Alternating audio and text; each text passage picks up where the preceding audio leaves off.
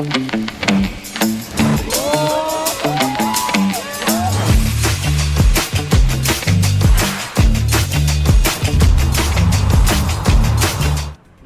gosh, bro. Bro. Bro, sampai mana nih, bro? Bismillahirrahmanirrahim. Hmm. Hmm.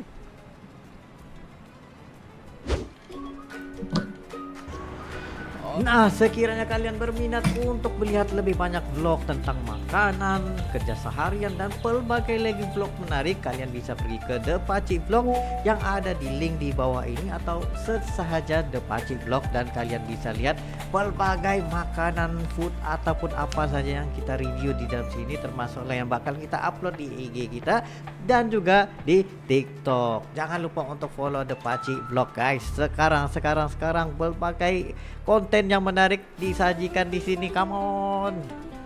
Assalamualaikum warahmatullahi wabarakatuh. Kembali lagi dalam The Pacik dan juga Rili. Assalamualaikum guys, apa kabar kalian? Semoga sehat-sehat selalu guys. Alhamdulillah kita bertemu lagi di channel The Pacik, channel yang memberikan kita informasi, entertainment dan juga reaksi yang Jujur aja ya guys, itulah guys ya, walaupun channel yang nggak ada-adanya tetapi guys, untuk kali ini kita bakal mereaksi tentang sejarah lagi, yang mana fakta lah ya, fakta sejarah ya tentang kepulauan Indonesia, yang mana kita tahu Indonesia punya banyak banget Paci, bukan ribuan tapi ratusan ribu orang bilang ya. Memang ribuan pulau lah ya. Jadi gimana ya Indonesia itu bisa memiliki pulau yang sebanyak itu? Penasaran aku Paci. ya, sampai 18.000 pulau dikatakan. Jadi gimana tuh guys ya? Jadi nggak perlu basa-basi. Ayo kita dengerin. 3, 2, 1 and Mari kita sejarah dengarkan terbentuk. sejarah terbentuknya kepulauan Indonesia. Sejarah terbentuknya kepulauan Indonesia. Ya. Yo guys, Indonesia merupakan negara maritim terbesar di dunia. Gugusan kepulauan kita terletak di antara dua benua dan dua samudra, antara benua Asia di utara dan Australia di selatan, antara Samudra Hindia di barat dan Samudra Pasifik di belahan timur. Sebagai negara kepulauan, negara kita memiliki banyak sekali pulau nih guys.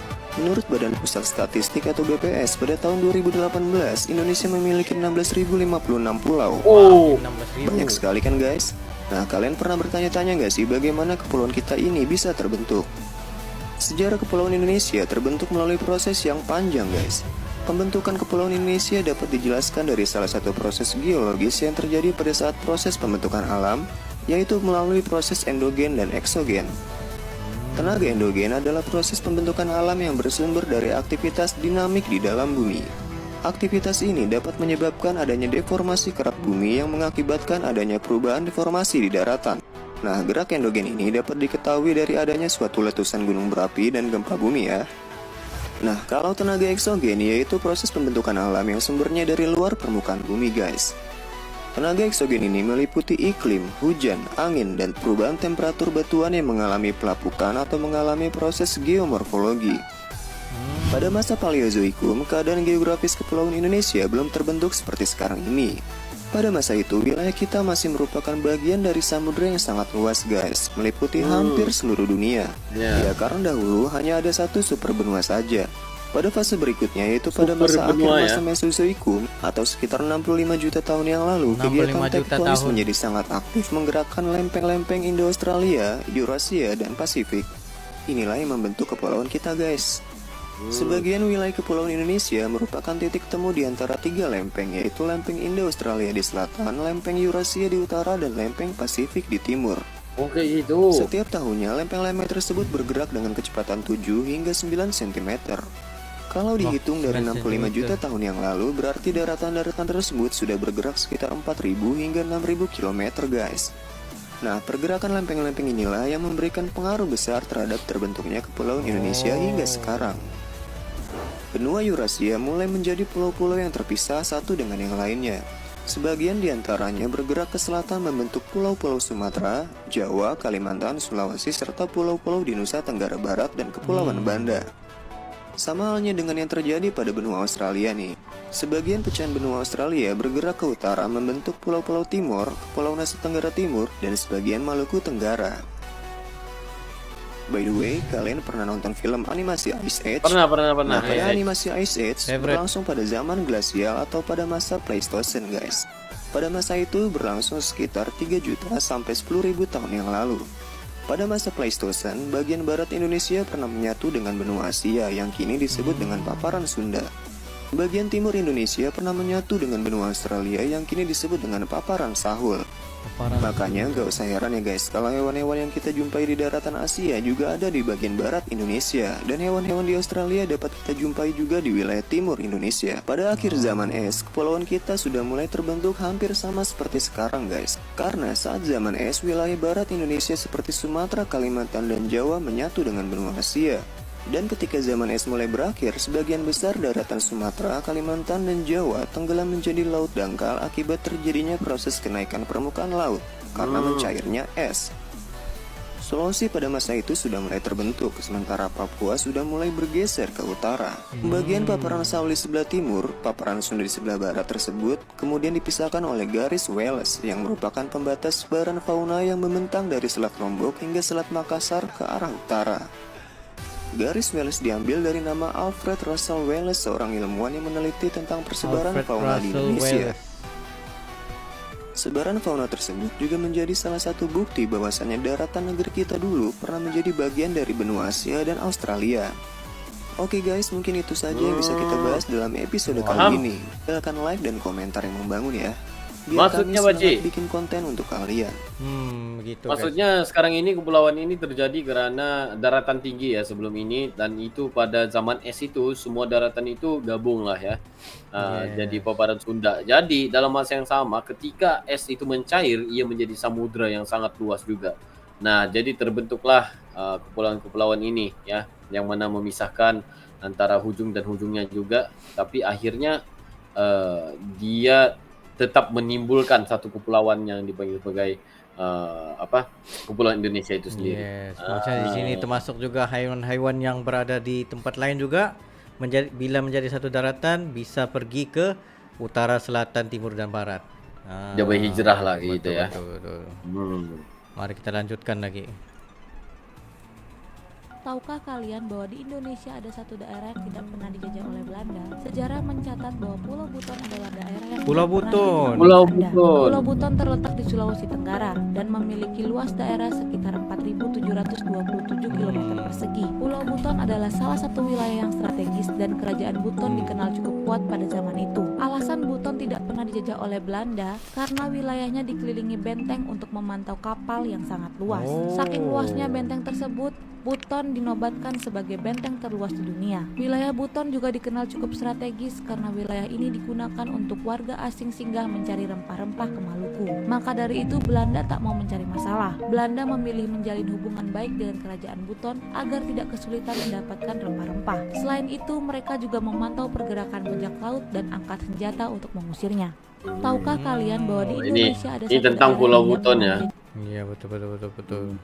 Maksudnya ada satu kepulauan dari Indonesia yang nggak pernah dijajah oleh Belanda ya. Oh, oke.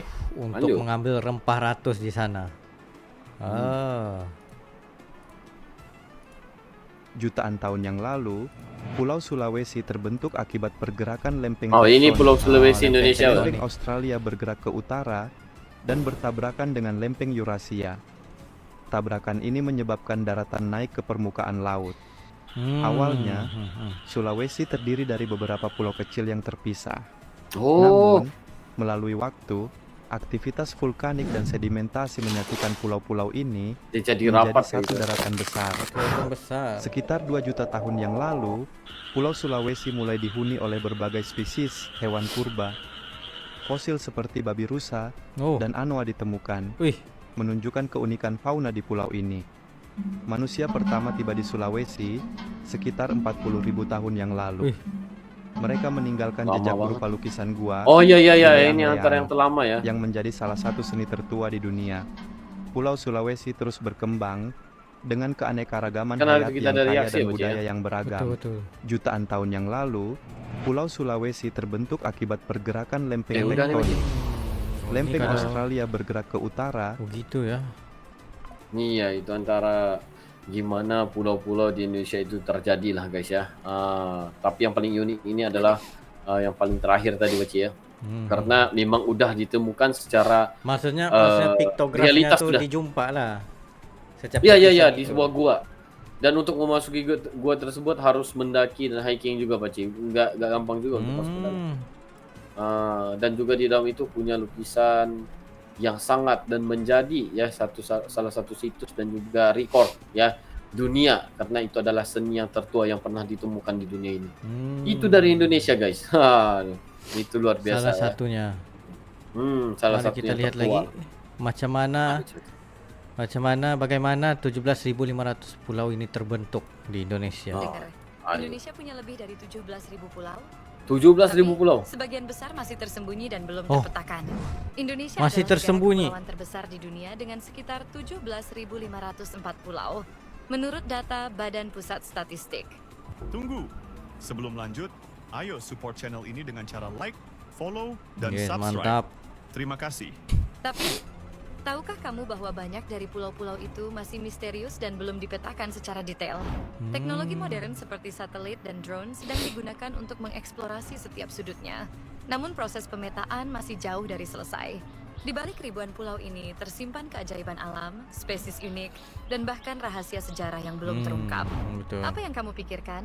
Mungkinkah ada harta karun alam atau situs bersejarah yang masih tersembunyi di antara Emas. pulau-pulau itu? Menurut kamu, apa misteri Emas yang masih terbesar yang berarti ya? tersembunyi di antara ribuan pulau Indonesia? Tulis pendapatmu di komentar. Jangan lupa Oke. like, follow, dan Kita paham. Kalau aku punya pikiran Baci ya. Perkara pertama yang aku pikir ya adalah yang mana orang bilang adakah Indonesia ini punya satu pulau yang berpenghuni seperti Pulau Sentinel di India? Oh. Pulau yang nggak pernah dijejaki dan nggak pernah lagi orang luar masuk. Kalau nggak salah dulu sehingga kita dia- pernah reaksi tentang ada satu kepulauannya itu, tetapi tidak diganggu oleh manusia lain. Maksudnya sangat-sangat apa di kawasan itu saja. Tapi orang bilang yang itu semuanya ada di Papua nggak istilah aku ya, pulau itu. Tapi kalau untuk dunia ada satu namanya Pulau Sentinel, kalian bisa search sendiri nanti. Yang mana di tempat itu pulau itu nggak pernah ada yang masuk, nggak pernah diganggu, nggak pernah apa, alamnya masih terjaga. Dan pernah ada orang luar yang pengen masuk ke dalam untuk menyebarkan agama ya ke dalam itu. Dan ternyata dia hanya dapat hidup sehari saja dan dibuang di pasir. Wih, Dan ramai lagi yang coba untuk masuk dan buat sistem barter untuk pertukaran barang dengan mereka, tetapi itu tidak menjanjikan apa-apa buat barter itu. Malah mereka pengen ditombak dan disikat. Gitu Wow. itu. Dan karena ada pulau-pulaunya yang saking banyaknya di Indonesia ini, aku cuma penasaran, adakah Indonesia punya satu pulau yang kayak gitu? Karena kan belum banyak dieksplor nih, ya kan? betul. Jadi guys, gimana pendapat kalian semua? Silahkan komentar di bawah. Jadi guys, terima kasih pada kalian yang udah nonton video ini sehingga habis bersama dengan kita. Mungkin itu saja untuk kali ini guys. Yes, itu saya Padami berdua. Sekiranya kalian ada lagi sebuah video untuk direaksi, just comment down below beserta dengan link dan insyaallah kami coba yang terbaik untuk menyelesaikan video-video Anda. Nah itu saja untuk kali ini. See you for the next video. Assalamualaikum.